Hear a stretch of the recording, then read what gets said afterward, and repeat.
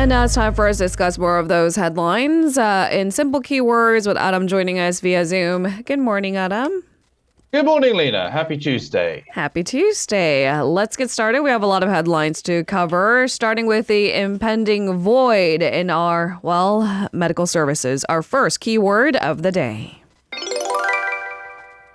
Medical chaos. So fears of a healthcare crisis have become a reality after trainee doctors began submitting their letters of collective resignation in protest against the government's plan to raise medical school admissions. So what's the latest, Adam?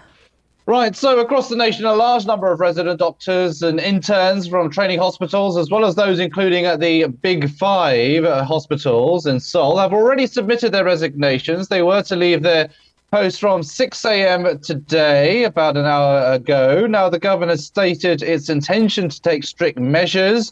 The absence of medical staff has led to the postponement of surgeries and other patient care issues. In addition to the residents and interns at the Big Five, thousands more nationwide have expressed their desire to resign as well. The government has issued an order for the provision of medical treatment to be maintained by the trainee doctors, but that has simply fallen on deaf ears. Now, the residents who have left their hospitals are scheduled to hold an emergency general meeting at the Korean Medical Association headquarters in Yongsan at noon today. So we'll probably get more details about their collective action after that meeting happens. And we'll probably see any kind of signals or hints at some strikes that are probably likely to happen as well. Now, patient harm is already emerging across various locations. Hospitals are scrambling to adjust schedules to cope with an immediate medical staff shortage. Most hospitals are prioritizing emergency and critical surgeries due to limited available personnel. Now, the government is mobilizing public hospitals and military hospitals, as well as pushing for an expansion of remote medical services, or these telemedicine, as it's known, in preparation for the healthcare crisis. It is also urging medical associations to refrain from collective action, expressing readiness for dialogue at any time. They've been saying that for a while now, but it seems like the medical associations aren't willing to talk, but rather pursue or carry out their collective actions. So, yeah, it's only the beginning of these collective actions. More are expected, more people, more doctors rather, are expected to join this collective action. Rallies are scheduled over the weekend as well from the KMA. So, yeah, the situation is only worsening from now on. And who gets the worst end of it? Surgeries had to be canceled or postponed at the very least. It's the patients that gets the shortest end of the stick. But if you look at what's at stakes here, I mean, you're talking about 20 years of tug of war between then governments and the medical community going back and forth when and how much to expand the quota by. And this is the 19th year where apparently we haven't seen expansion. Similar proposals have been made in the past, and similar reactions came from the doctors.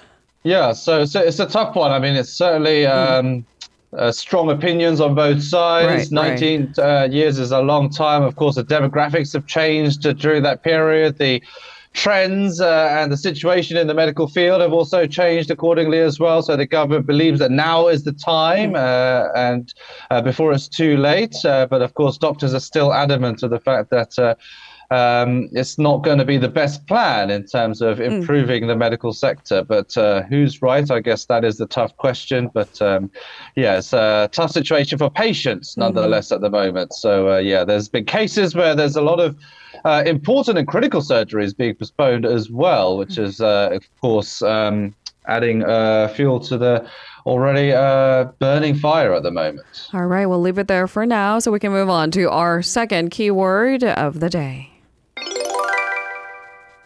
Parliamentary session. The February extraordinary session of the National Assembly. It's the last extraordinary session before the April general elections. It has kicked off. What can we expect?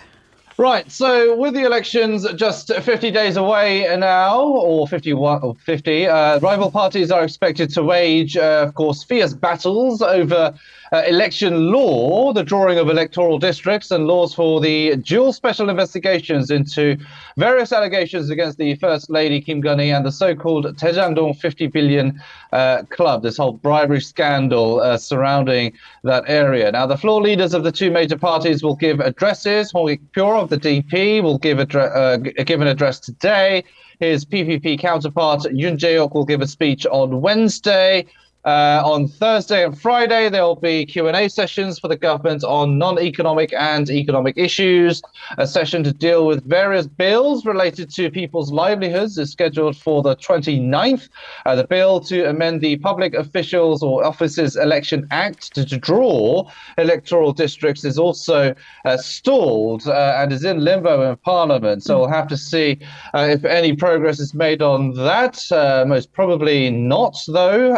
Now, the National Assembly Speaker Kim Jin-pyo has called for quick decisions from both parties in regards to these bills, especially with only a few months left now until the April general elections. Now, he proposed legislation to regulate the process of revising the electoral system by law, and he noted that the repeated disruptions every 4 years in applying election laws and delineating electoral districts infringe upon citizens' rights to participate in democracy, were his words. It's not the first time the National Assembly and lawmakers have stalled or been late in determining basically the rules of elections before these general elections happen. We saw the same picture happening in 2020.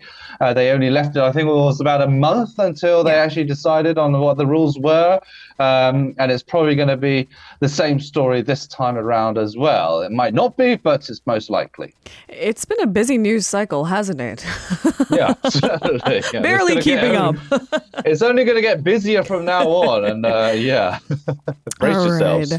Brace yourselves. So let's move on to our third keyword of the day. Rate freeze expected. So Bank of Korea is likely to keep its key interest rate at 3.5% at its next meeting as inflation hasn't slowed down enough to reach the BOK's goal of 2%. So keep the status quo for now. What's the latest? Yeah, so it's pretty much the same story, but moreover, the issue of increasing household debt hasn't really been fully addressed as well. So there's no rush in terms of the BOK's eyes to lower interest rates at this moment. Furthermore, the US Fed is also cautious about lowering its rates due to ongoing inflation concerns, making it unlikely for the BOK to reduce rates before the US does, especially considering the significant gap between the interest rates of the two countries. Now, experts predict that if the US starts to lower rates around June, the BOK might begin to ease its monetary policy in the second half of the year. Some are saying maybe in the fourth quarter, so maybe towards the end of the year, we'll have to see. Now, according to a survey of 6 economic experts conducted by Yonhap News, all of them believe that the BOK will decide to keep the current interest rates unchanged in their meeting on Thursday.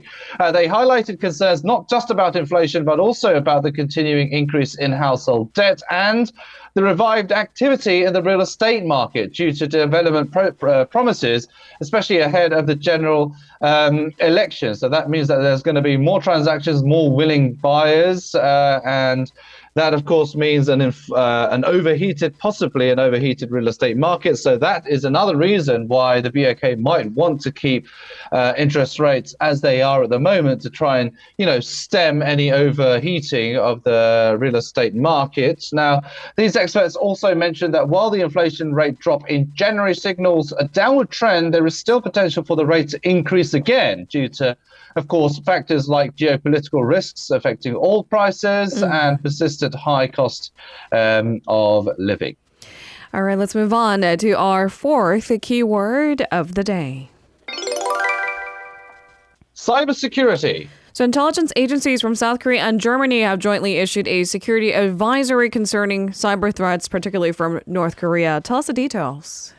All right. So this marks the second occasion, actually, that the two countries have issued a joint cybersecurity statement against the North cyber attacks. The advisory calls for heightened security awareness in response to ongoing cyber campaigns originating from North Korea. The two agencies disclosed details about the tactics, techniques, and procedures, as well as indicators of compromise utilized by Pyongyang. Now, indicators of compromise basically means any signs of systems or technologies being compromised. Now, the statement also highlighted two representative incidents. One case involves a North Korean hacking group breaking into a marine and shipbuilding research center in late 2022. Instead of attacking the institution directly, they first hacked into a maintenance company with weaker security. They stole server account information from there and used it to sneak in to the institution's server. Now, they tried to spread a virus to all employees, but switched tactics to spear phishing emails when they were uncovered in their initial plan. Now, another case is about the Lazarus Group, another North Korean hacking group using social tricks since mid-2020 to get into defense companies. They pretended to be job recruiters on LinkedIn to get close to employees of these companies. After building a friendly relationship by talking about things the employees were interested in, they lured them into other social media platforms under the pretext of discussing job opportunities. Then they tried to get malware onto their computers by sending them PDFs about job offers. Now, those are just a couple of the instances, of many instances that happened in regards to trying to steal information and hack into Western defense institutions and technologies. Now, both agencies believe North Korea is trying to steal advanced military technology from all over the world. They believe the regime uses this stolen technology to improve its strategic weapons, such as reconnaissance satellites and submarines. The agencies emphasize the importance of educating employees on these tactics and creating an open environment where they can easily report any suspicious activity. So sometimes the North Korean hackers are successful because the employees and some of these people who are hacked are simply unaware that they are being hacked. So, this is an area of concern, and the Korean NIS has teamed up with Germany to try and stress the point. Okay, so first and foremost, raise awareness. Everyone's aware that this is, in fact, a tactic utilized by North Korea. More common than we'd imagine, right? Right, yeah. Okay, let's move on to our final keyword of the day. Ceasefire. So the United States has proposed a draft UN resolution calling for a temporary ceasefire in the Israel-Hamas war and opposing an Israeli ground offensive in the southern city of Rafah, a densely populated area with, of course, the Palestinian refugees. What's the latest, Adam? Right, so Algeria actually put forward an initial draft resolution more than 2 weeks ago, which would have demanded an immediate humanitarian ceasefire in the war. Now, the Algerian draft resolution was due to be put to a vote on Tuesday. Now, the US previously signaled that it would be vetoed, saying it could jeopardize the quote-unquote sensitive negotiations on the captives taken by Hamas and other armed groups from Israel into Gaza. Now, instead, the US has suggested an alternative resolution that omits the demand for a ceasefire, but expresses concern over Israel's ground forces attacks towards Rafah. Now, Israel's plan to storm Rafah have prompted widespread international concern that such a move would kill large number of civilians and sharply worsen the humanitarian crisis in Gaza. Now, the alternative draft said the UN Security Council should underscore its support for a temporary ceasefire in Gaza as soon as practical, based on the formula of all hostages being released, while also lifting all barriers to the provision of humanitarian assistance at scale in Gaza. Now, the US draft for the first time actually raises the idea of a ceasefire, but does not say there should be one straight away. So in terms of that, there is some significant change in the language. Now, the US has previously vetoed 2 resolutions calling for a ceasefire in the UNSC, but has abstained from voting on 2 other resolutions that called for a pause in hostilities for humanitarian reasons and the expansion of humanitarian aid, allowing those to be adopted. So for the first time, the US has in its draft resolution included the word ceasefire, just not one straight away. We'll have to see if there's any other developments regarding a ceasefire in terms of these resolutions going forward. We'll have to see. Because the resolution needs at least 9 votes in favor and no vetoes by permanent members, namely, as you mentioned, the United States. We'll wait and see. Thank you very much, Adam. What a busy news cycle. We'll do this all over again tomorrow morning. We certainly will. You're very welcome. We'll see you tomorrow. If you're listening to our program using the podcast service, just a reminder that we do go live Monday through Friday, 7 a.m. Korea Standard Time. So tune in and help us make the show more informative by giving us your input. See you bright and early on Good Morning Seoul.